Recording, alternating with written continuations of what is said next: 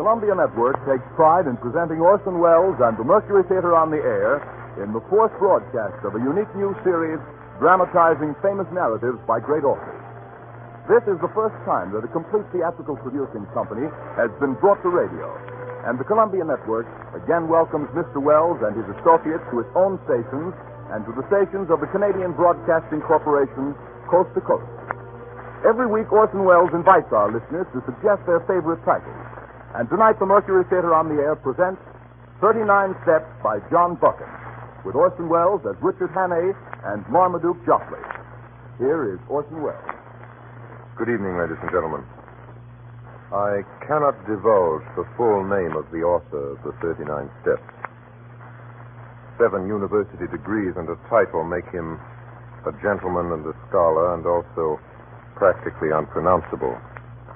But I think you'd like to know, if you didn't, that it is the present Governor-General of the Dominion of Canada and first Baron of Tweedsmuir who perpetrated this tall and shamelessly exciting spy story about high doings in Scotland. Lord Tweedsmuir, who in private life is a publisher, is himself very properly a Scotsman, who regards the sensational diversity of his responsibilities with the special calm of his nation. I regard my business, he says, as my profession, writing as my amusement, and politics as my duty.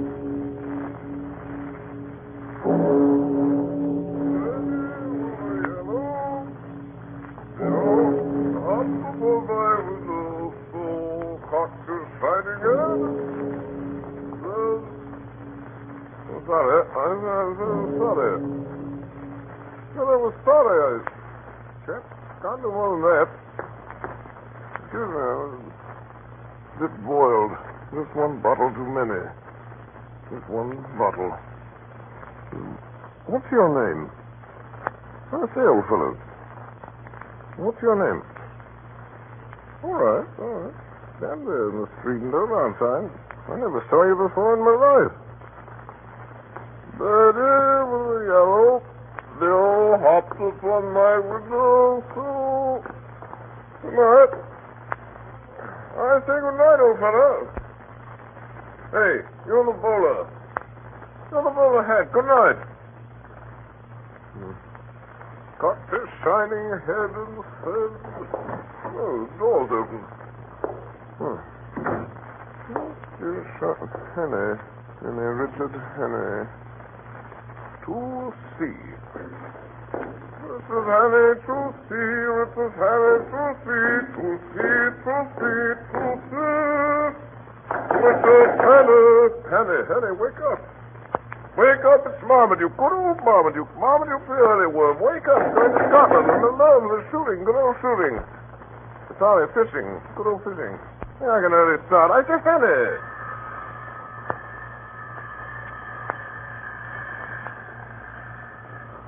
Ting-a-ling-a-ling-a-ling. Hey. Hey, Hannay, your phone's ringing. Wake up and answer it. Hannay. Must be drunk. Birdie with a yellow bill hopped upon my window. Cocked its shining head. Hello. You still there, you? Across the street?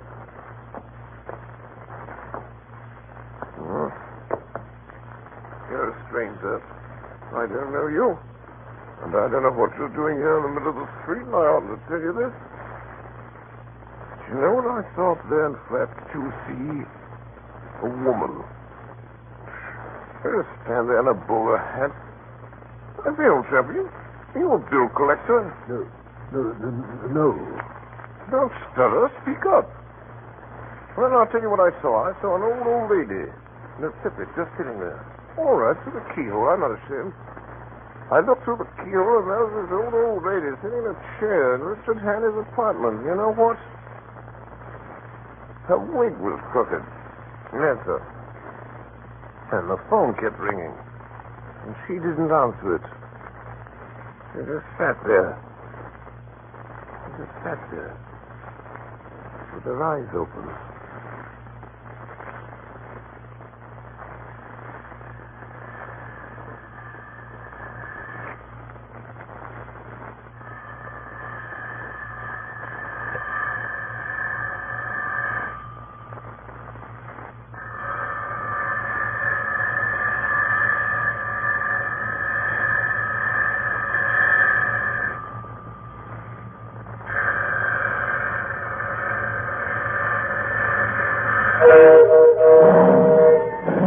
Express?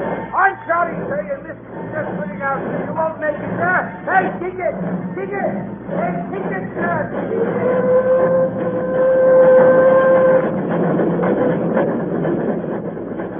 Ticket! Champagne, get stop. All change the lock, Maven. Richard, bring the candy, get away. Ticket. What's Maven? Ticket, sir. Here. Thank you. Ticket. Good, but... There could be change at Del Beetle. Yeah. What's under the safe? what does it sound like? I'm like a dog. Is that a dog you got there? Is a dog. All dogs, domestic animals, traveling passenger accommodation, state northern railway, blue search, cameras, and risk and liability. Change at Del Beetle. Did you say that? Come on, Charlie. Off to the least now. Here you are, sir, Cretan. What in the north? How old are you, Penny? Charlie, 7. Just turned 7, ain't you, Charlie? You're a big boy, Charlie, for your age. Feet and running off. Ticket? Thank you. They do sprout up, don't they? Mind the lollipop now, Charlie. Ticket? I'm sorry. I haven't got one. Here now. What is this? Sorry, I didn't have time. I had to run to make it. Oh, what's it? Where to? Where to? Newton Stewart. 8 and 40. Here you are. 8 and 40 and a 10 and 6 penalty for begging to ticket while in front. Aren't you all set? Thank you. Here, stow it, Joe. Do you, stop. Do. I can't see why passengers have to put up with that sort of thing. And the leash now, mind her, out he goes. Ticket? Now then, Charlie, now then. Don't give your lollipop to the doggy. Do, stop. Trains are overcrowded as it is without bringing in a lot of smelly brutes, I must say. Excuse me, sir, while I open the window. Very well. Some people are never satisfied. Never you mind, Charlie. The dog is man's truest friend. Never mind what anybody may say. All right, lady, all right. I consider myself ticked off. And always remember, Charlie, that a man who doesn't like a dog is no friend of yours. You can be sure that Richard Annie didn't keep a dog. Not him, the murderer. No man who could do in a poor old lady through the art in his flat would keep a dog. No, Charlie. Do, stop. Do. Curious case, that Portland Place murder affair, isn't it, sir? I'm glad about it. You know, I'm always interested in a good murder. Here we are, sir. Leeds Guardian Chronicle, special edition. I haven't seen this one myself yet. Shocking occurrence in Portland Square. Milkman's story. Annie disappears. Innocent bankrupt. Oh, here's out one. Now look at this, sir. Yes? There's reason to believe that the suspect, Richard Annie, is headed north of the Tweed. Scotland Yard is searching all Great Northern trains. I say, Great Northern? Why, that's us. Oh, shut your gab. What are you trying to do? Frighten a kiddie? All right, lady. Sorry. It may be he's sitting here below, in this very compartment among us, and the blood of the slain not dry on his hands. Doon, Doctor. Well, we'll soon settle that. Here it is. Middle-height, hair brown, eyes blue, mustache, about 35, wearing a grey tweed suit. Let's look at his picture now. Here it is. Go to page 17. Stop there! Here he goes, running! Heading for the hills. Here, what's going on here? Who pulled that emergency brake? Was it one of you? It was them. Jumped and grabbed it. Threw it out of the window. I knew it was him. Who are you talking about? Hurry up, man. Go down the line and I'll give you the slip. Who? The murderer! Mr. Richard Hanley. Get away from that glass, Charlie. He was sitting right next to me. Come on, Charlie. Get away now. Or I'll give your nice lollipop to one of these gentlemen here.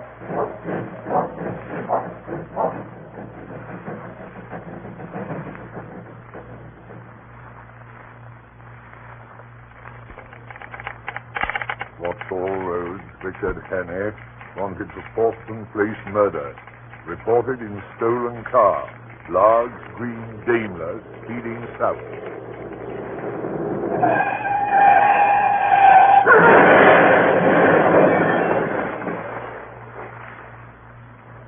Scotch and soda, sir. Is that the best thing you can suggest, Sullivan, for a man who's barely escaped his life from a motor accident? Brandy and soda, sir. Drove right through the hedge, he did, Sullivan. Went through it like butter, down the bank and into the burn. Lucky he came out alive.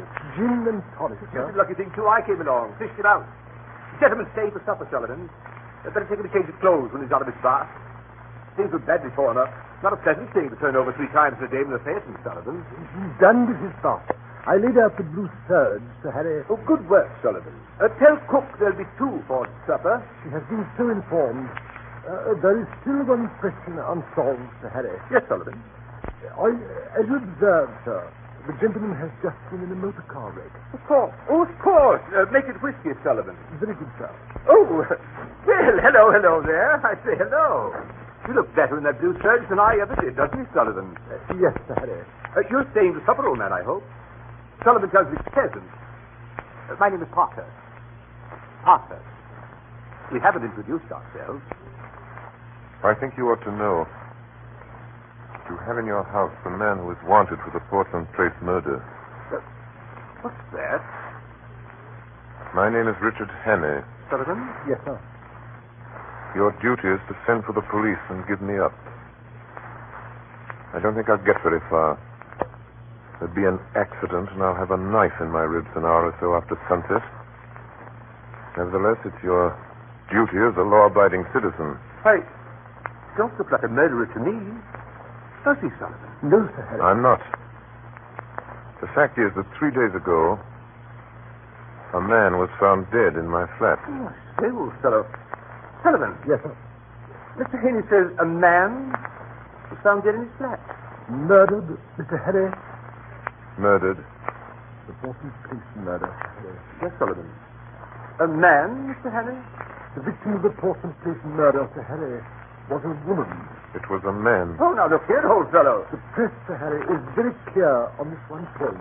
The victim was a woman. An old woman, wasn't it, Sullivan? It was, sir. An old woman. The body that was found in my flat on Tuesday morning. The body of a man named Nathan Skoda. Sullivan. Yes, Sir Harry. The whiskey, Sullivan. Very good, sir. And Sullivan, Yes, Sir Harry. bring 2 glasses. Well, here it is. Here's the whole story. My name is Richard Hannay. I was a mining engineer in Rhodesia and Bulawayo. I made my pile and came back to England 3 weeks ago. Well, last Monday night I got back to my flat about 10 o'clock. I live in a new block behind Portland Place. There's a porter in the building who leaves around 9. As I came up the stairs, I heard my phone ringing. Hello? Hello? Hello? Hello?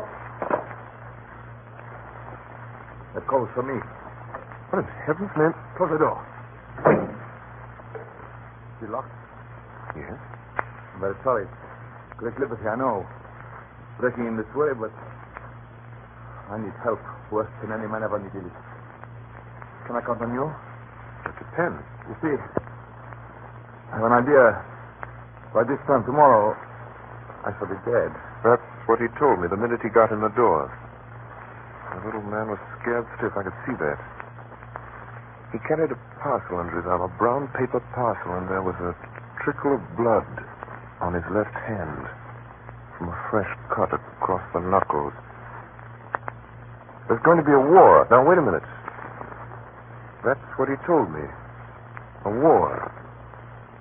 And this war is going to come as a great surprise to Britain. Somebody's going to be murdered. He told me this Thursday, remember, Thursday night. In London, a fellow called Carolitis. Yes, nothing on earth can save him.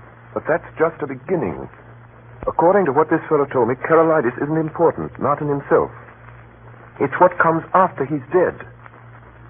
On July 15th, the chief of the French General Staff will be in London.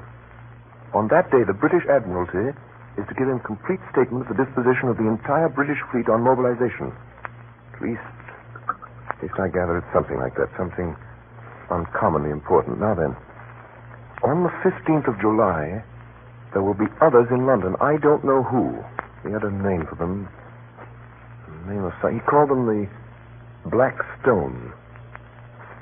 Well, somehow this information, those secrets about our fleet destined for France, will be diverted into their hands on that day, July 15th, and will be used, remember, a week or two later against England by our deadly foe with great guns and swift torpedoes, suddenly in the darkness of a summer night. I know you don't believe this. I didn't when he told it. I do now. Well, I noticed that while this man Skoda was talking, he kept fingering a little black notebook which was full of writing, some sort of code, it looked like. You may believe me or not, just as you please. And there it is. This is the fellow speaking, the fellow with the brown paper parcel and the cut across his knuckles. This is what he said. Yes, for this information. I got the first hint nearly 2 years ago in an inn on the Achensee in Tyrol. I collected my other clues in a fur shop in the Galician quarter of Budapest, in a strangers' club in Vienna, in a little bookshop in the Recknstrasse in Leipzig. I completed my evidence 10 days ago in Paris. And until yesterday, I thought that I had worked unobserved. Don't answer it. Don't answer it. For me. Those men calling, see if I'm here. Don't answer it.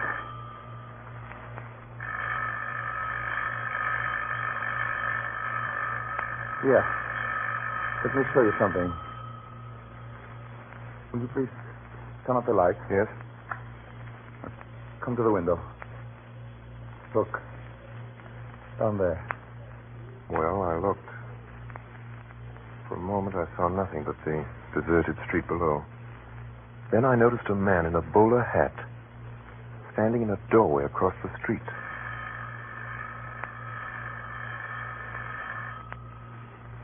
When I came home last night, I found a card in my letterbox.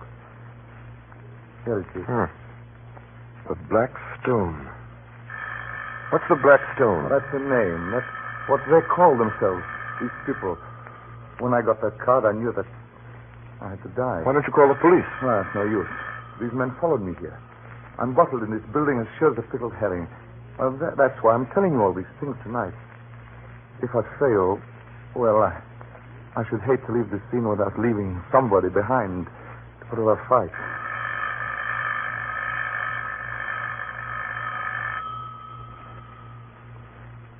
Well, I still didn't know what to make of the little chap, and it was getting late. So I made him a bed in my smoking room. Good night. Good night. And in case I'm not here in the morning, I haven't the privilege of your name, sir, but let me tell you, you're a white man. Oh, I said before you go to bed, I'll thank you to lend me a razor.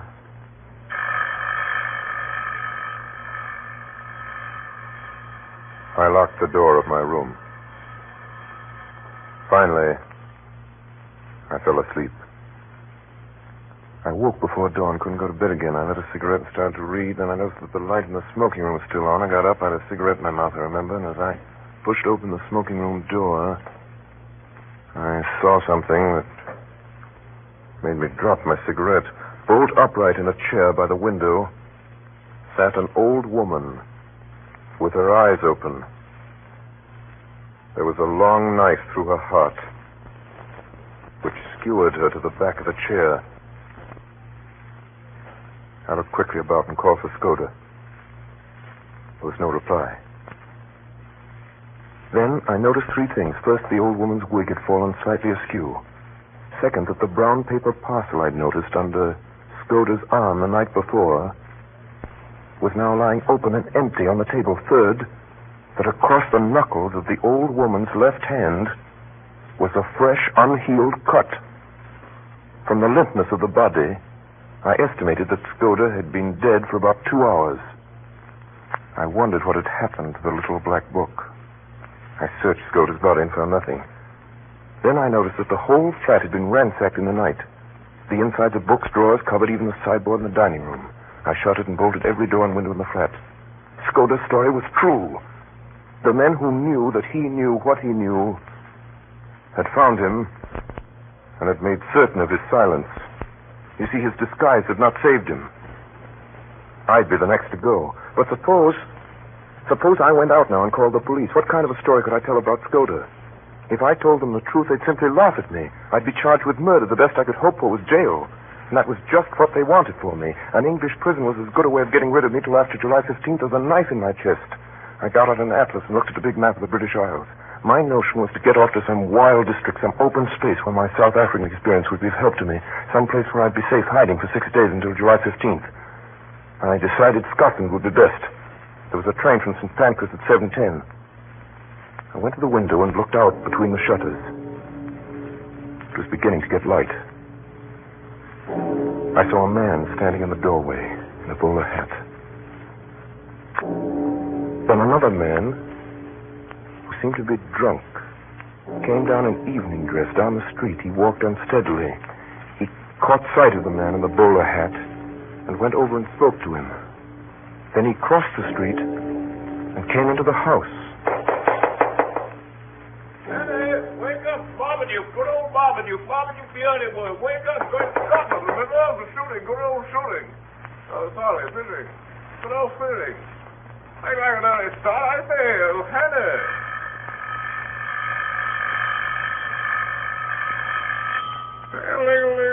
Hey, Hannah. Hannah, your phone's ringing. Wake up and answer it. Hannah. Must be drunk. Yellow bill. Up upon my window sill. Up its shining head.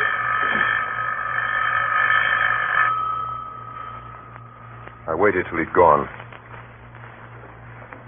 I put a pipe in my pocket and filled my pouch from the tobacco jar on the table by the fireplace. As I poked into the tobacco, my fingers touched something hard, and I drew out Skoda's little black book. Somehow that seemed a good omen. I went out into the street, past the doorway, past the man in the bowler hat, and at 7:10 I was at St. Pancras Station. Dodge Express! Sorry, sir, you're missing. Just putting out, sir. You won't make it, sir. Hey! Ticket! Hey!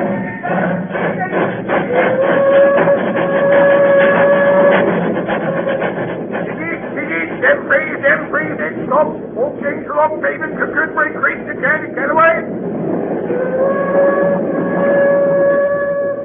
10 hours later, between Dolby's and Newton Stewart, I pulled the emergency cord and jumped off the train. Oh, stop it! There he goes running! The murderer!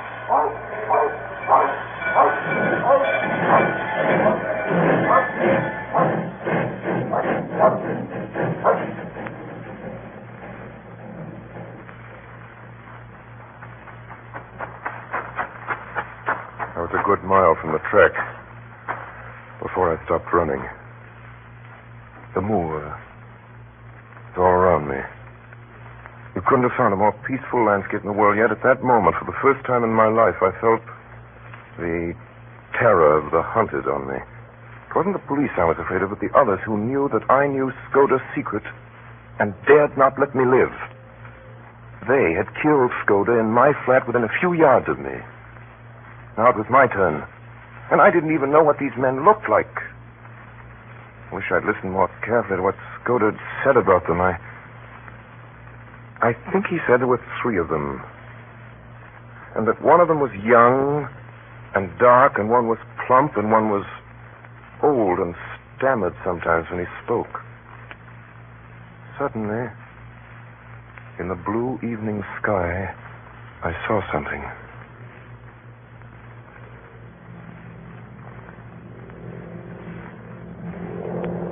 Low down in the south, a monoplane was climbing into the heavens. I was as certain as if I'd been told that aeroplane was looking for me.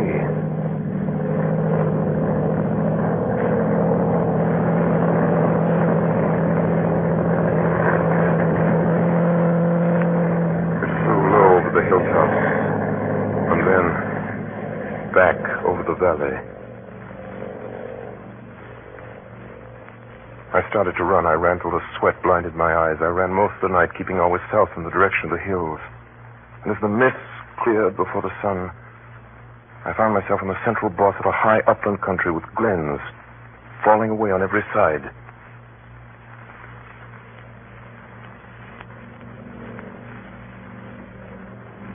Then I saw the monoplane again, coming up from the east. It was flying high. It circled about me in narrowing circles, the way a hawk wheels before it pounces.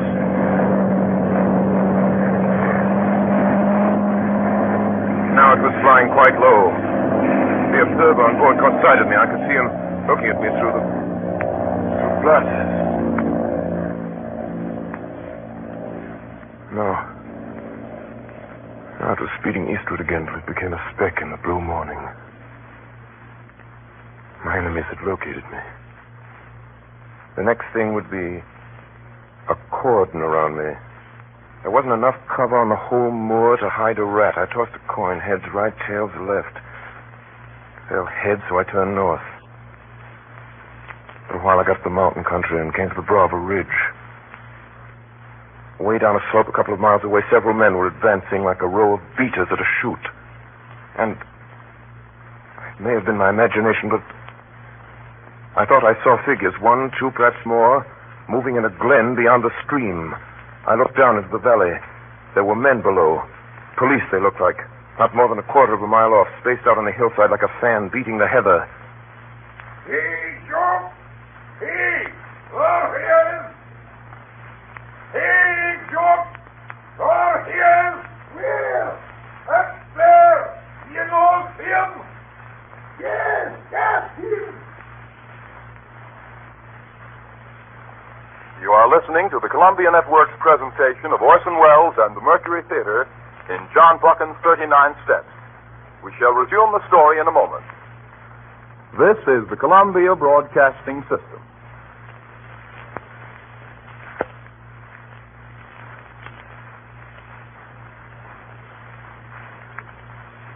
The Columbia Network is presenting 39 Steps by John Buchan. And now the Mercury Theater resumes the story with Orson Welles as Richard Hannay and Marmaduke Jopley. Hey, look! Look! There he is up there! We were playing hare and hounds, police and I. Soon it began to seem less of a game. The police had evidently called in local herds of gamekeepers. These fellows were hefty men on the native heath. Looking back, I saw that only 3 were following me. The others had fetched a circuit to cut me off. I crossed a burn and came out on a road which seemed to be kept with some care. A few hundred yards to my left, I saw the chimneys of a house smoking. There was a veranda in front of the house, and through the grass, I saw the face of an elderly gentleman meekly watching me.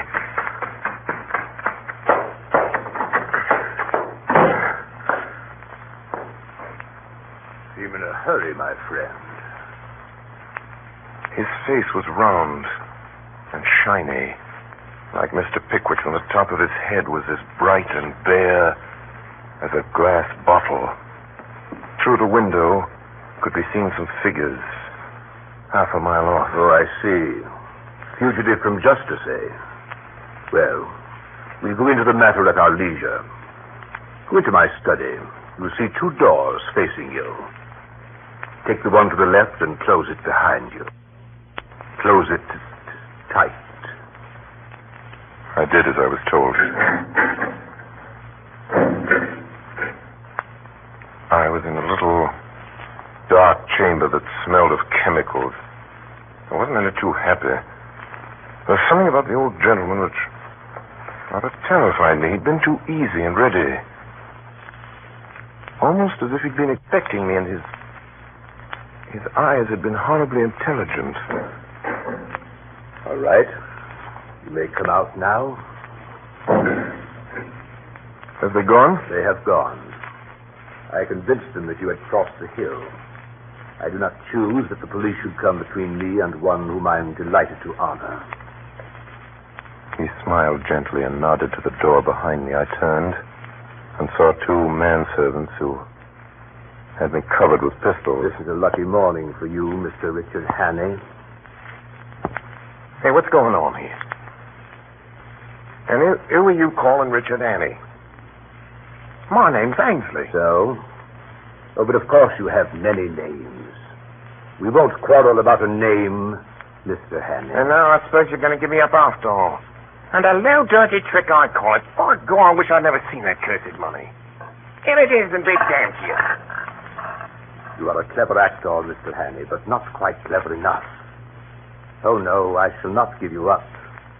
My friends and I will have a little private settlement with you tonight. Oh, for God's sake, stop jawing. Everything's against me. What's the harm in a poor devil with an empty stomach picking up some money he finds in a lost pocket book? That's all I've done, and for that I've been shivered for 2 days with these blasted bobbies over these blasted hills.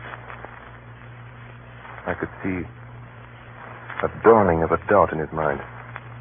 I'll tell you, I'm fair sick of it. Will you oblige me with a story of your recent doings, Mr. Hannay? I can't, Governor. I've not had a bite to eat for 2 days. Give me a mouthful of food, and then you'll hear God's truth. You're a good liar, Hannay. But I do not propose to let you go. If you are what you say you are, you will soon have a chance of clearing yourself. If you're what I think you are, I do not think you will see the light much longer. Jongste, draußen einschließen, bis die zurückkommt. Ja. I want the Daimler in 5 minutes. There will be 3 to dinner. Goodbye, Mr. Hannay. We will meet again tonight. I marched out of the room with a pistol in the small of my back. They locked me up again in a small, dark chamber that smelled of chemicals. It was as black as pitch. Well, I made out that the walls were lined with boxes and barrels and sacks of some heavy stuff. The old boy had gone off in a car to collect his friends. He'd be back soon. The plump one and the dark, thin one. But I figured it out. I had just about 2 hours longer to live, and I thought of Skoda dressed up like an old woman, sitting in that chair by the window in my flat with his eyes open. I got up and started moving around the room again. I found a handle in the wall, the door of a cupboard of some sort. In that cupboard there were bottles and cases of queer-smelling stuffs and coils of fine copper wire. There was a box of detonators and a lot of cord for fuses. Also half a dozen little gray bricks. I took up one and smelled it and put it to my tongue. I've been a mining engineer for nothing. I know letonite when I see it. It was a risk. But if I didn't take it, I'd probably be occupying a 6-foot hole in the garden by evening anyhow. So, took a quarter of a lentonite brick and buried it near the door, and then I got a detonator and a couple of feet of fuse. And then I lit a match.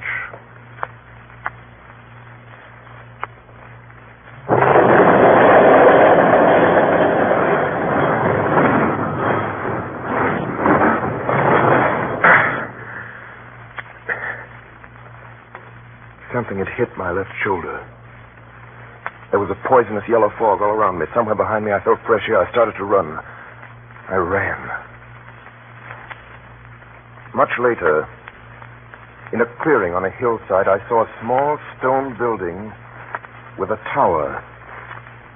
The door was open. It was dark and cool inside.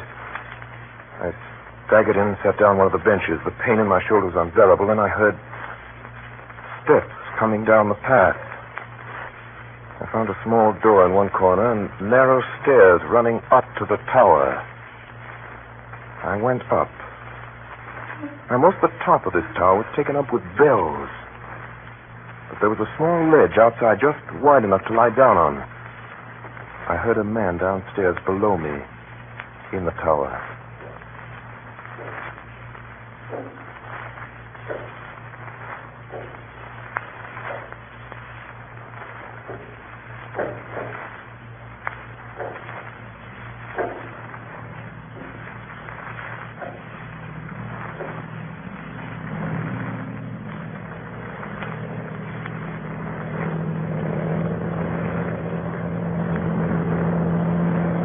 I lay there with a burning head, sun glaring in my face.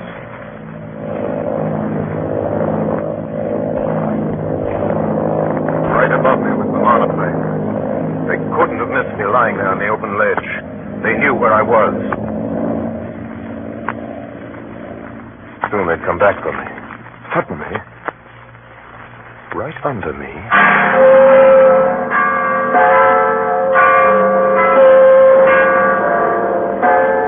dells, and presently up the hillside, little dark knots of men began to appear. They came slowly, dozens of them, all moving towards me, slowly advancing, closing in on me. I was too sick to move. I lay there waiting for them to come and get me. Now they were in the building below me. In a few seconds, they'd be up the stairs. I waited, and no one came. I lay there waiting. Then, a thought struck me.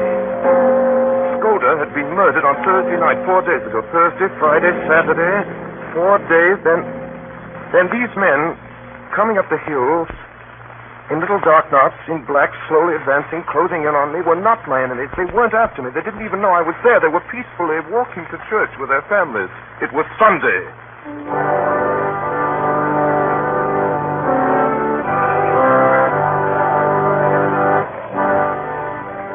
Presently, a large green open Daimler drove up. 3 men got out. My plump friend, the professor, and the dark young man. I could see them looking up at my tower. 2 of them went into the church. The thin man stayed at the car. I waited up there on the ledge. But they didn't come up. They left me there.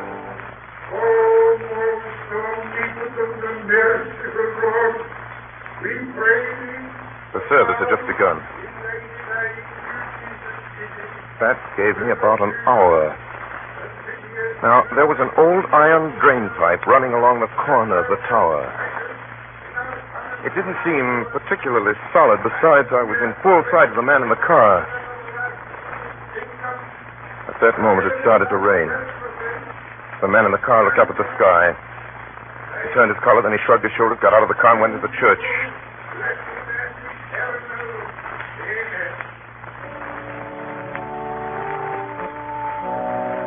I started down the side of the tower. Halfway down, my foot slipped and I fell. The ground was soft. I got up and went over to the car and drove off.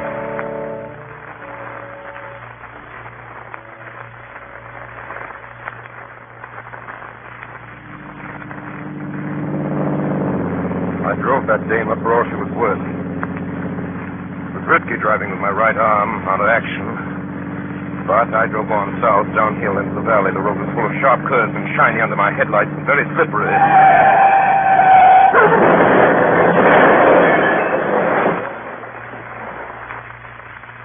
Got some soda, sir? That's right, Sullivan. Mr. Haley, I may talk like an ass most of the time, but I can size up a man. The whiskey, Mr. Harry. Thanks, Sullivan. Pour it, will you? 2 sip one. Very good, sir. My name is Henny. Well, Harry, you're no murderer and you're no fool. And I believe you're speaking the truth. I'm going to back you up. Now, what can I do? I've got to get in touch with the government sometime before June 15th. July 15th. That's the day after tomorrow. If you can help me. All right, I will. The permanent secretary at the Foreign Office is my cousin and one of the best going. He's down at his cottage in the country, trout fishing. If you start early tomorrow morning, Sullivan. Yes, sir. Have the station wagon here at 6 in the morning. Yes, sir. And reserve a compartment on the Southern Express. Yes, sir. Oh, and Sullivan, Yes, Mr. Harry. send a telegram to Sir Walter. Yes, sir. If a man called... Henny. Better not use my real name. So right you are. If a man called, Sullivan, you will think of a name for Mr. Hanny? Yes, sir. A short name, sir. Yes, Sullivan. And British, of course. Oh, yes, Sullivan. You can count on me, sir.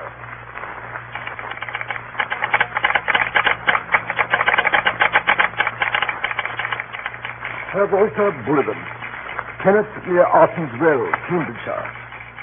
If a man called Scribden appears tomorrow, treat him kindly.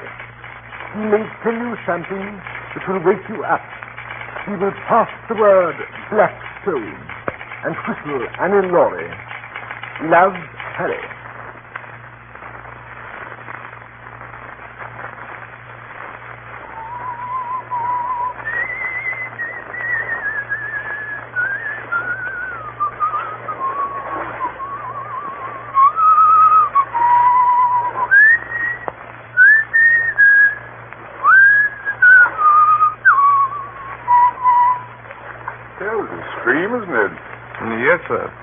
back our Kenneth for trout fishing against any river in England. Look at that big fellow there. 4 pounds if he's an ounce. I see him, sir. Go there. A yard from the reeds, just above that stickle. Yes, I see him now. He's a big fellow. And I swear it was a black stone. Yes.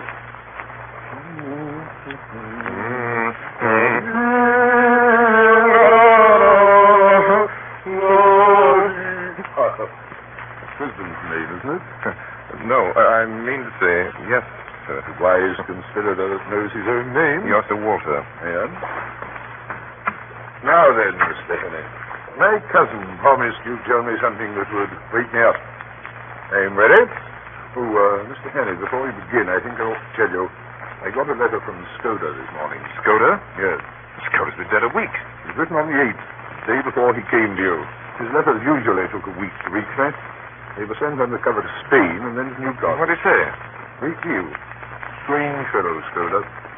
He knew more international secrets than any secret service man in Europe. The trouble about him was he liked to play a lone hand. He'd never tell us all he knew. Besides, he was getting romantic. Black stone. Like any novelette. Sir Walter, is Carolitis in London? Yes. Been there for days. In his letter, did Skoda say anything about Premier Carolitis? Premier Carolitis? Skoda said that the 14th of July, today, Carolitis would be murdered. Carolitis murdered? Nonsense. There's no state in Europe once came out of the way. Virtuous Carolitis is likely to outlive us all. I'm afraid Skoda went off the trail there. Walter? Yes, he spotted it. Telegram, Sir Walter. Just came through from London. Thanks. You excuse me, Mr. Henry? Chief, car, right away.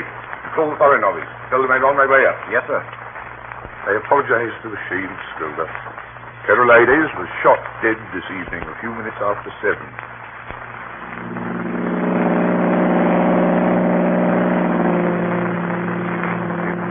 Look like war, Mr. Henry.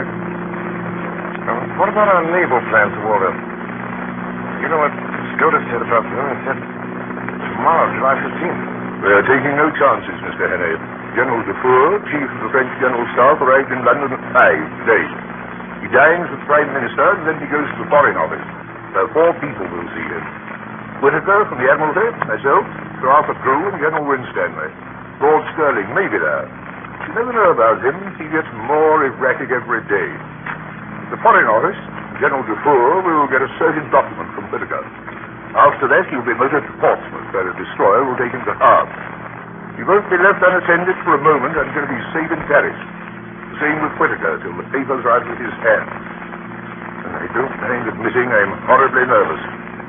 Sir Walter, if those plans were stolen, could the disposition be changed? We can't make any serious change in those dispositions, Mr. Henry, unless we alter the geography of England.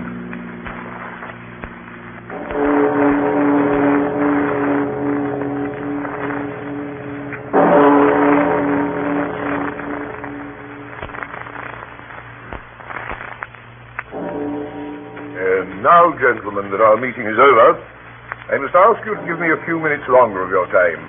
Gentlemen, I ask you to meet Mr. Henney. How do you do, Mr. Henney? General Dufour. Honored to meet you. Sir Arthur Drew. How do you do, sir? John Whittaker. How do you do, sir? General Winstanley. How do you do? Gentlemen, I've taken the highly unusual step of asking Mr. Henney to attend our meeting tonight because Mr. Henney is in possession of certain vital information which every one of us here... I'm sorry, Walter. I am a sick man. I'm going back to my bed where I belong. Good night, gentlemen. Good night, sir. Good night. Good night, Mr. Henney. Sorry I can't stay to hear what you've got to say. Oh, and Whittaker, whatever comes up, you take care of it. Don't call me again tonight. Stop that man! Red. I tell you to stop that man. Stop him. Mr. Henney, I think you're forgetting yourself. I beg of you to stop him. If you won't, I will. Too late. Gentlemen, who do you think went through that door a minute ago? Lord Stirling. He did not. It was his living image, but it was not Lord Stirling. Oh, what? Gentlemen, have you ever known Lord Stirling to stammer? Stammer? Henney, have you gone out of your head? I tell you, gentlemen, that man who just went out was not Lord Stirling. It was someone who recognized me. someone I've seen in the last 3 days. Nonsense. Really, Mr. Henney, I think you have gone out of your head. That remains to be seen. Sir Walter, may I call Lord Stirling's house? I'll do it. Hello? If you will say house. Hurry, please. Hello? Yes, hello. This is Walter Bullivant. Will you ask Lord Stirling to call me the minute he gets home? What? What's that? Are you sure? I see. Thanks. Lord Stirling hasn't been out of his bed all day. He went to sleep at 6 and woke up a few minutes ago. Well, then, who was it? The Blackstone. But it's madness. Do you mean to tell me that that man came here and sat beside me for the best part of an hour, and I didn't detect the impostor, my own chief? You were too interested in other things to have the use of your eyes. You took Lord Stirling for granted. If it had been anybody else, you might have looked more closely. The thing that puzzles me is, what good was his visit here do that fellow, the spy fellow? Here are the plans right here on this table. He couldn't carry away several pages of figures and strange names in his head. Yes, he could. A trained spy has a photographic memory. You noticed he said nothing, but went through those papers again and again. Those plans were as lost to us as if he had them in his pocket. Give me the Home Office. Port Division. Have every port watched, every outgoing steamer checked. And we have not a rag of a clue. I wonder. Sir Walter, here's Skoda's little black book. It's in code, except for one sentence scrawled over the last page. Skoda knew where those fellows would hide. He knew when they were going to leave the country. I wonder if in that sentence... What is it? Let's hear it. 39 steps. I counted them. High tide, 10:17 p.m. 39 steps. That is a clue, don't you see? And it was someplace where high tide is at 10:17. There are at least 100 places in England where the tide's high at 10:17 tomorrow. They've gone to the rest. Not they. They have their own secret plans, and they won't be hurried. 39 steps? What does he mean by steps? Dock steps. And he wouldn't have mentioned their number. It must be a place where there's more than one set of stairs. Home Office, Department of Transportation. Hello, Bullivant speaking. I say, is there any regular steamer leaving from the continent 10:17 p.m.? Look it up. What? You sure? Thanks. There's no regular steamer sailing from the continent at 10:17 p.m. from anywhere. Then it must be a private boat and a little port. That explains why the tide's important. Hello? Give me the Admiral tape. Hello? Walter Bullivant speaking. Hello, Jenkins. What places do you know along the east coast where there are cliffs? There are several sets of steps run down to the beach. I mean steps, regular staircases. What's that? Place in Norfolk? Rattlesham? A golf course? No, that's not it. No, marine stairs won't do either. Has to be more retired than that. What? What else? Think, man, think. It's important. What's that? What you call it? The Ruff? Listen to this. A big chalk headland in Kent, close to Bradgate. Sir Arthur, look up the Admiralty tide table. Bradgate, Kent. Yes. A lot of villas on top of a cliff, and some of the houses have staircases down to a private beach. Hurry, Sir Arthur. Here, listen to this. Bradgate. High tide, July the 15th, 10:17 p.m.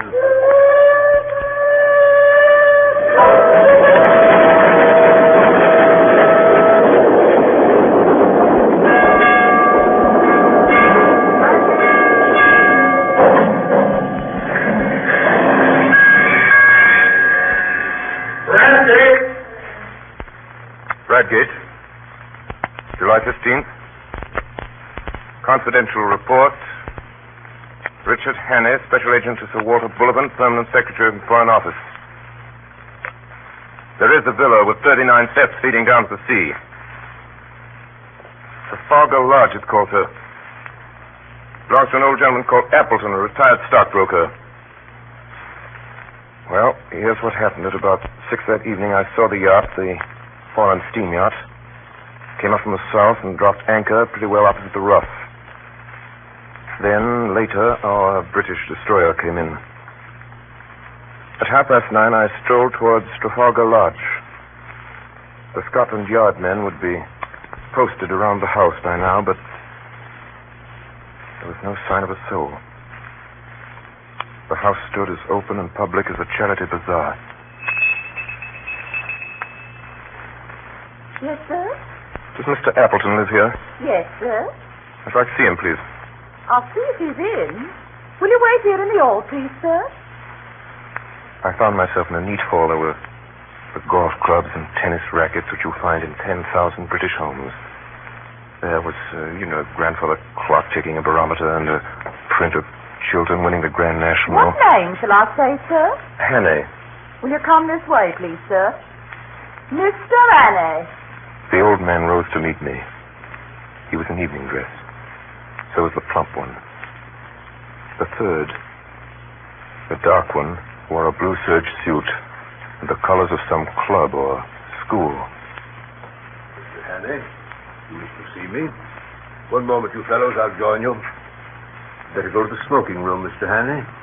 We'll stay here. I think we've met before. I guess you know my business. Maybe, sir, maybe. I haven't a very good memory. I'm afraid you must tell me your errand, for I really don't know it. Well, then, I've come to tell you that the game's up. I have a warrant here for the arrest of you three. Arrest? Really? Best.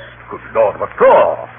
For the murder of Nathan Skoda in London on the 8th day of this month. Why, I've never heard the name before. Good heaven, you must be mad, sir. Where did you come from? Scotland Yard. Why, Don't get flustered, Uncle. It's all a ridiculous mistake. Well, these things happen sometimes. Well, we can easily set it right. I can show that I was out of the country on the 8th, and Bob was down here. You were in London, but, of course, you can explain what you were doing. right, Percy. Of course, that's easy enough. The 8th, last Thursday. Why, that was the day after Agatha's wedding. Let me see, what was I doing? I came up in the morning from Woking and lunched at the club with Charlie Simons. Oh, yes. Then I dined at the City Hall, I remember. But the punch didn't agree with me. I was seedy next morning. Hang it all, there's the cigar box I brought back from the dinner. Think what Aunt Nellie will say. She always said you'd die of boredom because nothing ever happened to you, and now you've got it thick and strong. Well, that's wonderful. By Jove, yes. Just think of it. What a story to tell at the club. Really, Mr. Hannay, I suppose I should be angry to show my innocence, but it's too funny. I almost forgive you the fright you gave me. You looked so glum, I thought I might have been walking in my sleep and killing people like Jack the Ripper. It couldn't be acting. It was too confounded genuine. Well, my heart went into my boots. My first impulse was to apologize and clear out. And yet, there were three of them. And one was old. And one was plump. And one was lean and dark. And their house fitted in with Scudder's notes. And half a mile offshore was lying a foreign yacht. There's only one thing to do, go forward as if I had no doubts. I was going to make a fool of myself. I might as well do it handsomely. Then I remembered what old Peter Peniot always told me in Rhodesia, Vescal Avenue. He told me once, talking about disguises, that barring certainties like fingerprints, mere physical traits are of very little importance. If a man really knows his business, well, he laughed at things like dyed hair and false beards and such childish follies. If a man really knew his business, if you're playing a part, you'll never keep it up unless you convince yourself that you really are the man you're pretending to be. So I walked to the door and switched on the electric light. And the sudden glare made them blink, and I stood scanning the three faces while I made nothing of it. One was old and bald, one was stout, one was dark and thin. That's all I could tell. Perhaps they were the three men who had hunted me in Scotland. Perhaps they weren't. There was a silver cigarette box on the table beside me, and I saw that it had been won by Percy Appleton, Esquire, for St. Bede's Club in a golf tournament. Well, are you reassured by your scrutiny? I make no complaint, but you see how annoying it must be to respectable people. Are you going to drop it? No. Oh, Lord, this is a bit too thick. Do you propose to march us off to the police station? I have the right to ask for your warrant, you know, but I don't wish to cast any aspersions upon you, sir. You're only doing your duty, but you will admit it's horribly awkward. What do you propose to do? Well, I vote we have a game of billiards. It'll give Mr. Hannay time to think things over and show him there's no ill feeling. You play, sir? Yes, play. Billiard room is downstairs, Mr. Hannay. Why don't you two start? We'll finish our cigars and come down later. Oh. We went to the billiard room. Choose your cue, sir. Thanks. Plain or spot, sir? Spot. Short? Thanks. How about a few practice shots?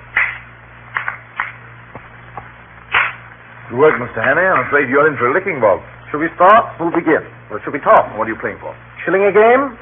It's all right. Heads or tails, Mr. Hannay? Heads. Heads it is. You begin. Will you mark for us, Percy? I do. 7.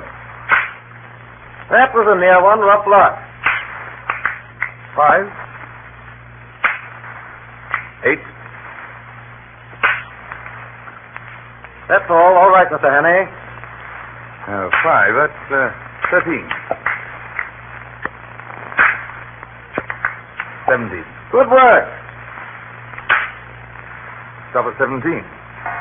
Percy, look at the time. You'd better think about catching your train. Yes, Percy's got to go to town tonight. I'm afraid you must put off your journey. Oh, dash it all, Hannah. I thought you'd drop that, but I've simply got to go.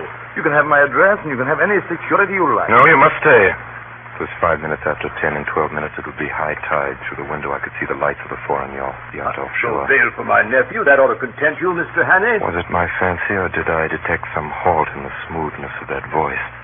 And then I thought of something. Mr. Appleton, when does your nephew have to be in London? Tonight. Did you say you would go bail for him, Mr. Appleton? Yes, I told you I would. Well, then, perhaps if I could arrange to call Scotland Yard early in the morning... No, Mr. Hannay. It simply has to be tonight. Then I knew who he was. Come on! Come on! The young dark man leaped from the window. He threw it over the low fence and down the steps before a hand could reach him. Someone switched on the light. The plump one was lying crumpled in a heap. They'd got handcuffs on the old man. He's safe. You can't follow him in time. He's gone on the yacht. He has triumphed. The Black Stone has triumphed. I hope he'll bear his triumph well, Mr. Appleton. I ought to tell you that your yacht for the last 2 hours has been in our hands.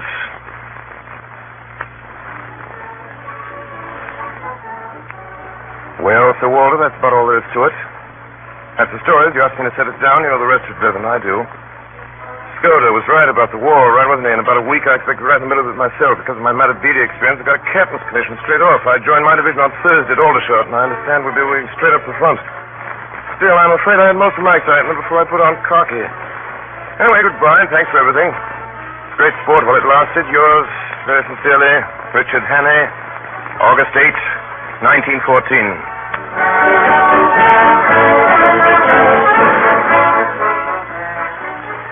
Tonight, the Columbia Network has brought you Orson Welles and the Mercury Theater on the Air in 39 Steps by John Buchan. We now present the star and director of these broadcasts, who tonight played Richard Hannay, Orson Welles. Ladies and gentlemen, if you missed Madeline Carroll in our SAG version of 39 Steps, the young lady in the movie, in common with almost everything else in that movie, was the child of its director's own unparalleled and unpredictable fancy. If you missed anything, you must blame Mr. Alfred Hitchcock. If you were surprised by anything, you must blame us. Well, next week, the Mercury Theater, by way of an experiment, attempts a radio anthology of short stories. Until then, good night, everybody, goodbye, and see you next week.